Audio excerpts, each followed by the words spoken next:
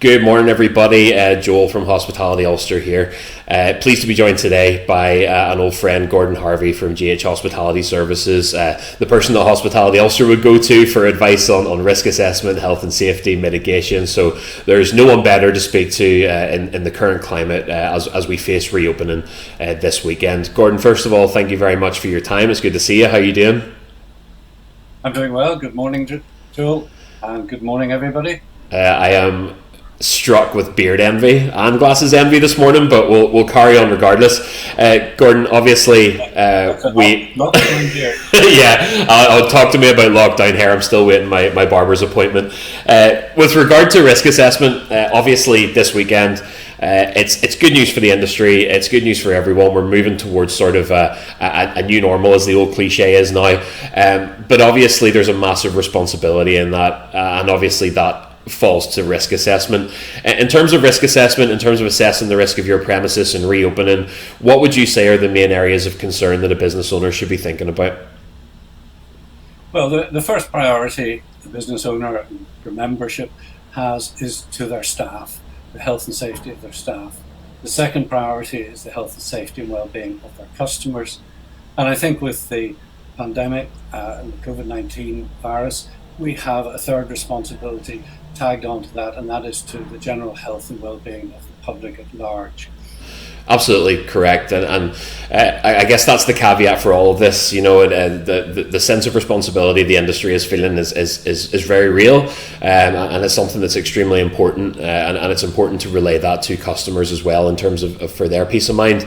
I guess before we even look at anything operational, ahead of reopening, with regard to bringing staff back on, with regard to taking bookings and getting ready, what are the sort of pre-operational areas that businesses should be looking at? Well, I think the first thing I would need to stress here, this is new for everybody. It's new for us, it's new for our members, it's new for the customers, and it's new for the authorities in general. So everybody is on a learning curve, and what we've discussed today is the best advice that we are pre-thinking it will be at this point in time. In a week or 10 days' time, the thinking may be different. It may have to change, so it'll constantly evolve. So nothing we're going to say today is 100% set in stone as the correct and only procedure. It's a first step, a first guess at how to do it.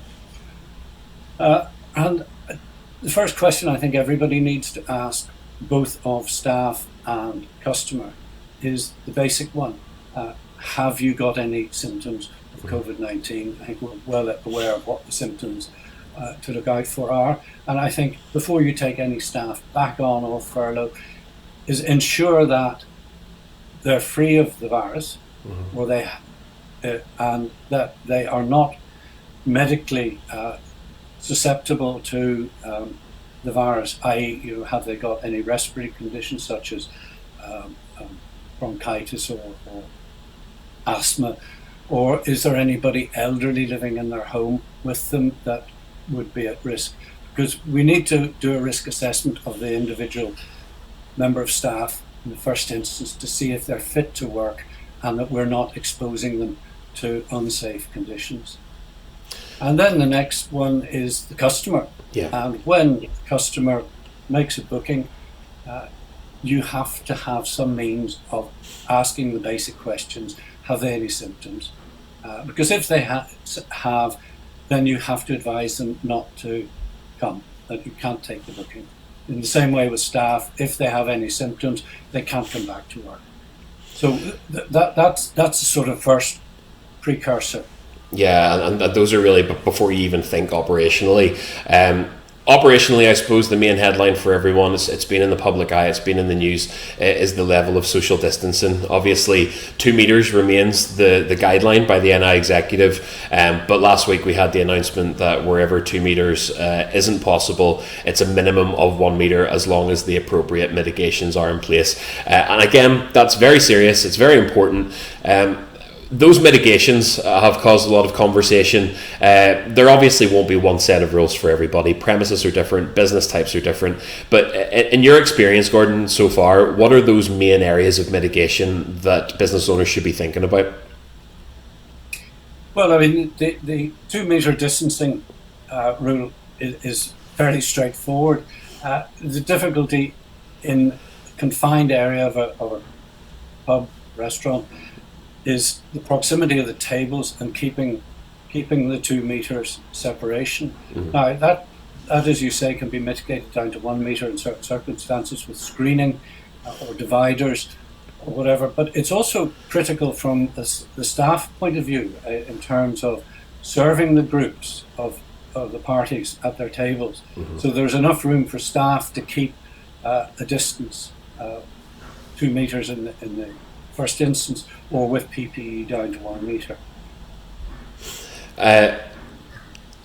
Table numbers, another kind of hot topic, and also, as you just mentioned there, PPE. So, in terms of a reopened hospitality business, what would you expect to see? What's going to be sort of the main commonality in terms of those kind of additional mitigations?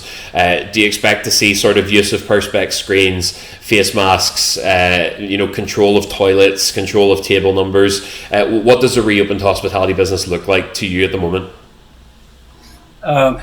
Well, I think it could look like how a lot of pubs were years ago, where you had a lot of dividers. If you go back to Victorian times, the pubs that used to have snugs, I mean, the Crown Bar would be a good example of that. Yeah. There's an example of dividers between groups of customers, which you can do with a portable screen. It doesn't have to be perspex, but if you have them portable on casters, you can store them off the premise outside initially, and then if you need to break up your premises, you can just wheel them in. You can build booths and snugs again to divide it up. So it in some ways looks like it used to be years ago, rather than the big open areas that we've got used to.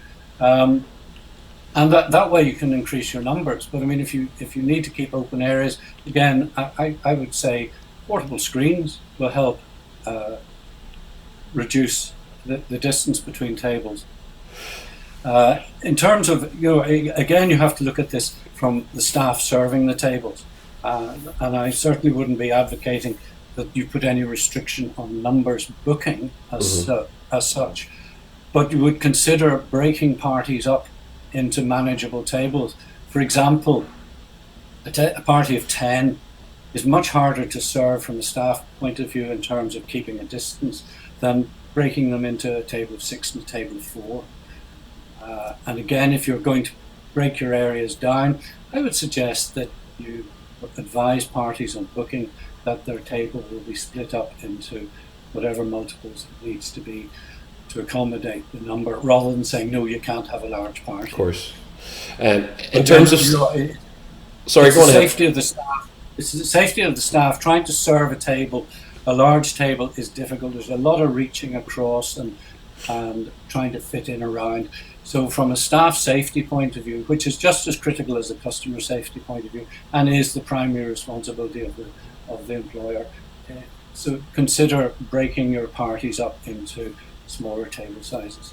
And just to expand on the staff safety aspect, obviously it's a big thing.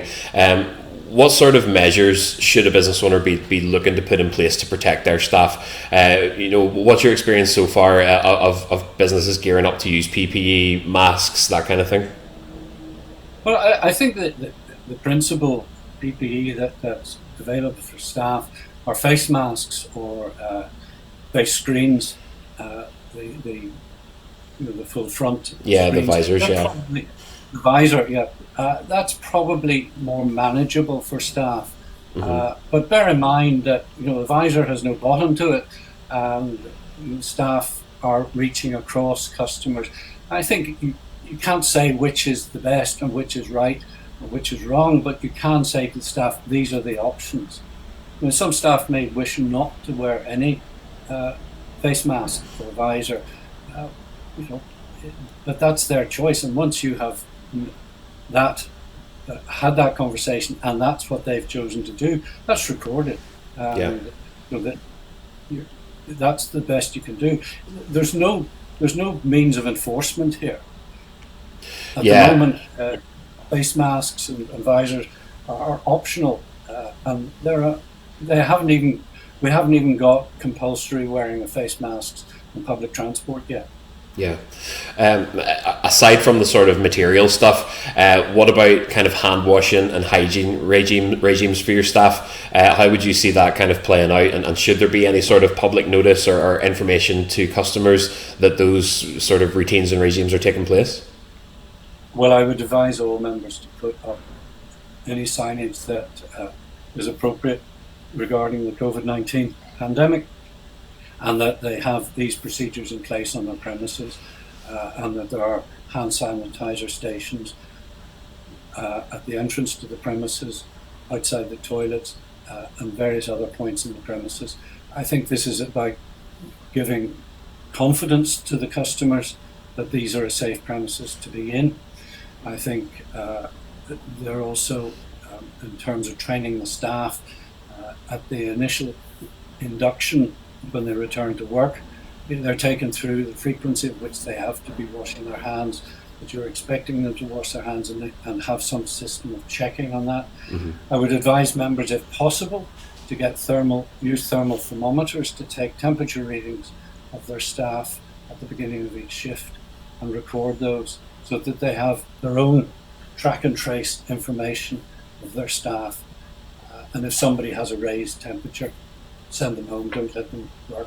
Yeah. You can't do that with the customers, obviously, though I know some people in retail are attempting to do that. I think it's inappropriate, but I think you should, if where possible, try and do it with your staff and just have a record on each shift. And obviously around kind of hygiene, cleanliness, that leads into another one of the kind of hot topics, which has been toilets and management of toilets. What's your opinion on that? How would if you were in Gordon's pub right now, how would you be managing your toilets upon reopening? Well, I would just obviously I would up the cleaning regime of the toilets, and it's not a case of going, what's being advised as the minimum. I think, if you can clean your toilets every 15 minutes and have the staff resource to do it, I think that's a very good idea. Just to do it, sanitize the toilets every 15 minutes, because it's going to be more reassuring for the customers, and it's a point of differentiation between somebody who's doing it every half hour or whatever, that you have a greater frequency of cleaning. I think where you have distancing issues with urinals or toilet cubicles or hand wash basins, it's just a matter of putting some tape on the taps and saying out of order. You don't have to close and physically turn anything off, but I think if you can isolate by just an out of order sign, then you get your distancing. It's obviously clear, and it's something that we've caveated, that there really is no one kind of set of rules that will perfectly fit every hospitality business, because their layouts are different, their business models are different. There's just so much variety. But I think as a sort of general overview, those are the main areas of kind of concern and the main kind of important parts that you should be thinking about. Gordon, if a member would like to get in touch with you, is that possible to kind of ask more specifics? Yes, they can contact me. The details are on the Hospitality Ulster website, but rather than giving details on over this, we'll make sure to provide all contact details for Gordon. But I'm more than happy. I think, just as a quick point, this should be seen by our members as an opportunity rather than an encumbrance. I mean, it is a different way of operating, but we've always been operating under sort of rules and conditions that have been imposed over the years. And I think members should see this and seize it as an opportunity. How can I differentiate myself from my competitor? How can I make the offering on my premises more appealing, more attractive to the customer, rather than trying to think, how do I get back to the way it used to be? Because for the time being, that's not going to be realistic. And in this case, how can you differentiate yourself and be different and be more appealing to your customers? GH Hospitality is an essential service provider of Hospitality Ulster for everything health and safety, risk assessment, a font of knowledge, and someone that I quite readily go to in times of need. So Gordon, look, I'm sure we could expand on this and talk about it for many hours, but it's probably the best advice for any members who have any specific questions to maybe get in touch, and we'll make sure to provide the contact details for you. So listen, for now, I just want to thank you for your time today, and hopefully I'll see you for a nice cold pint very soon. Yes, no, Joel, thank you very much indeed, and I look forward to that from a distance. Thank you.